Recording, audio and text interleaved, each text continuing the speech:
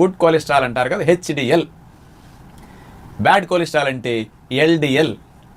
మనం అందుకని శరీరానికి కావలసిన కొలెస్ట్రాల్ లివర్ తయారు చేసుకుంటున్నది కాబట్టి ఇక బయట నుంచి కొలెస్ట్రాల్ ఉన్న ఆహారాలను మనం మానాలి. మరి బయట నుంచి కొలెస్ట్రాల్ ఉన్న ఆహారాలంటే మీకు ఒక మొండి గుర్తు కావాలి. కన్ఫ్యూజన్ ఉంది కొలెస్ట్రాల్ గురించి, నిద్దట్లో లేపి అడిగినా మీరు ఇక కన్ఫ్యూజ్ అవ్వకుండా లైఫ్ టైం గుర్తుపెట్టుకునే ఒక ఇంపార్టెంట్ కొలెస్ట్రాల్ గురించి ఒక మొక్క చెప్తాను. కొలెస్ట్రాల్ ఉన్న ఆహారాలు ఈక్వల్ జంతు సంబంధిత ఆహారాలన్నీ. యానిమల్ ఫుడ్స్ ఎందులోనైనా కొలెస్ట్రాల్ ఉంటుంది.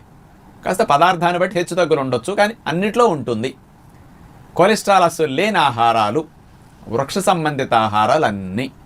ఇలా గుర్తుపెట్టుకోండి, ఇక లైఫ్లో ఇంకా కన్ఫ్యూజన్ పోయినట్టే. కొలెస్ట్రాల్ బయట నుంచి మనం అందించవలసిన అవసరం లేదు. ఇది ఎప్పుడు మొండి గుర్తుగా మీకు ఉండాలి.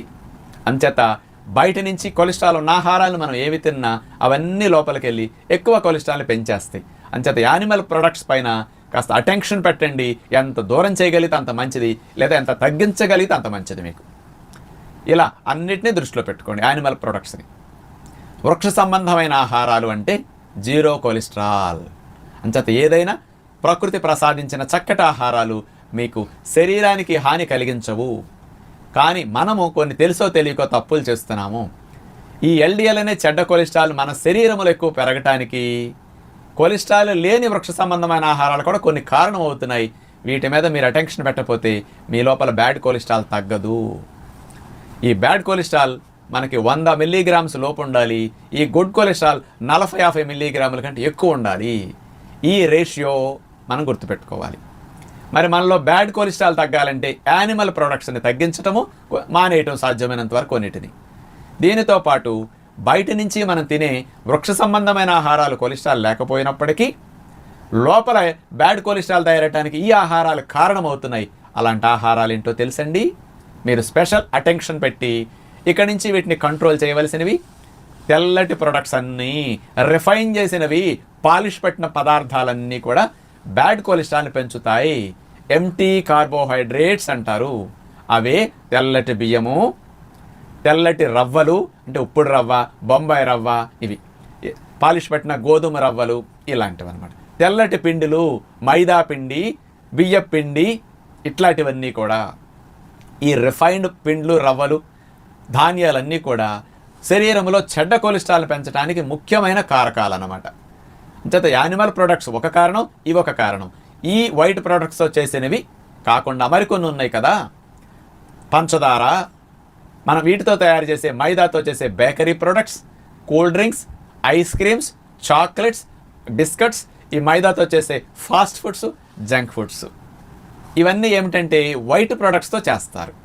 ఈ వైట్ ప్రొడక్ట్స్ వల్ల ఈ మధ్య యూత్కి వయసు తక్కువలోనే కొలెస్ట్రాల్ రావడానికి కారణాలు ఇవి. కాబట్టి వీటి మీద మీ అటెన్షన్ ఎంత ఉంటుందో మీ కొలెస్ట్రాల్ అంత తగ్గుతుంది.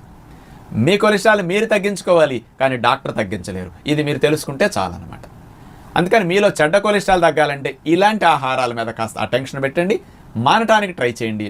వాటిని కొన్ని రుచిగా ఉండి మానుకోలేమంటే కాస్త లిమిట్ చేసి పండగలకి, పెళ్ళిళ్ళకి, అప్పుడప్పుడు కాస్త బోర్ కొట్టినప్పుడు 15 రోజులకి, 20 రోజులకి ఒకసారి తినటం ట్రై చేయండి. ఎక్కువ రోజులు తినకండి, ఎక్కువ సార్లు తినకండి. బ్యాడ్ కొలెస్ట్రాల్ సింపుల్గా తగ్గుతుంది, మీ లైఫ్ పెరుగుతుంది. ఎక్కువ సంవత్సరాలు మీరు ఆరోగ్యకరంగా ఇంకెక్కువ ఆనందించవచ్చు, ఇంకెక్కువ సంవత్సరాలు మీరు రుచులను కూడా ఎంజాయ్ చేయొచ్చు.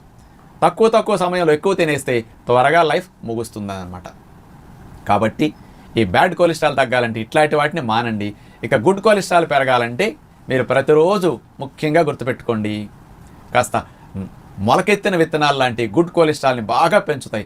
ఆల్ఫా లెనోలెనిక్ యాసిడ్ అనేవి ఏ ఆహారాలు ఎక్కువ ఉంటాయో ఇవి గుడ్ కొలెస్ట్రాల్ని బూస్టింగ్ చేస్తాయి అనమాట. స్ప్రౌట్స్ నెంబర్ 1 ఆహారం అనమాట. కాస్త రోజు 2-3 రకాల మొలకలు పళ్ళు పెట్టుకోండి, గుడ్ కొలెస్ట్రాల్ బాగా పెరుగుతుంది. వైట్ ప్రొడక్ట్స్ అయిన ఇడ్లీ, ఉప్మా, దోశలు ఇవన్నీ కూడా ఎప్పుడన్నా 10 రోజులు 15 రోజులకు 1-2 సార్లు అట్లా తినండి, తగ్గించి తినండి ఆ టిఫిన్స్ని. డైలీ ఇలాంటి స్ప్రౌట్స్, ఫ్రూట్స్ మంచి బ్రేక్ఫాస్ట్ లాగా మీరు పెట్టుకోండి. అట్లాగే ఆకుకూరలు ముఖ్యంగా మధ్యాహ్నం పెట్టుకుని తీసుకుంటే ఆల్ఫా లెనోలెనిక్ యాసిడ్ ఎక్కువ ఉండి గుడ్ కొలెస్ట్రాల్ బూస్టింగ్కి ఇది బాగా ఉపయోగపడతాయి అన్నమాట. అట్లాగే మనకి ముఖ్యంగా చూస్తే మధ్యాహ్నం పూట పాలిష్ పట్టని మల్టీగ్రెయిన్ పిండి ఇట్లాంటి వాటితో పుల్కాలు, రొట్టెలు, జొన్న రొట్టెలు లాంటివి పెట్టుకోండి. కార్బోహైడ్రేట్స్ తగ్గించుకోండి, వైట్ రైస్ పూర్తిగా మానండి. కావాలంటే మిలెట్స్ పాలిష్ పట్టకుండా అన్నం వండుకుని కొంచెం తినండి. పనికి తగ్గట్టు అన్నం తింటే బాగుంటుంది. ఎక్కువ కార్బోహైడ్రేట్స్ తిన్నామంటే ఇది కూడా కొలెస్ట్రాల్ ఎక్కువ ప్రొడ్యూస్ చేయడానికి బాడీకి సపోర్ట్ చేస్తుంది. కాబట్టి పిండి పదార్థాలు తగ్గించి తినాలని గుర్తుపెట్టుకోవాలి మీరందరూ కూడా.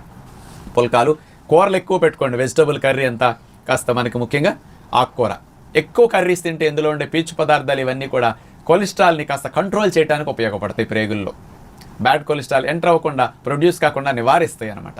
అంచేత కర్రీస్ ఎక్కువ తింటాం, పాలిష్ పట్టకుండా రొట్టెలు, కాస్త ధాన్యాలు అట్లా వాడుకోవడం మంచిదనమాట. మరి గుడ్ కొలెస్ట్రాల్ పెరగాలి అంటే మీకు మామూలుగా డిన్నర్లో సాధ్యమైనంత వరకు కాస్త డ్రై నట్స్ లాంటివి నానపెట్టుకుని, ఇందులో మంచిగా ఒమేగా 3 ఫ్యాటీ యాసిడ్స్ ఉంటాయి. హెచ్డిఎల్ని బూస్ట్ చేయడానికి బాదం పప్పులు లాంటివి కూడా భలే మంచిది, అలాంటివి పెట్టుకోండి. అట్లాగే మీకు ఇంకే వెరైటీస్ అయినా దొరికితే వాల్నట్స్ కానీ, పంప్కిన్ సీడ్స్ కానీ, ఇట్లా రకరకాలు ఏ విత్తనాలైనా మంచిదే. డ్రై నట్స్ నానపెట్టుకుని అవి తిని డిన్నర్లో ఫ్రూట్స్ తినండి. గుడ్ కొలెస్ట్రాల్ పెరుగుతుంది.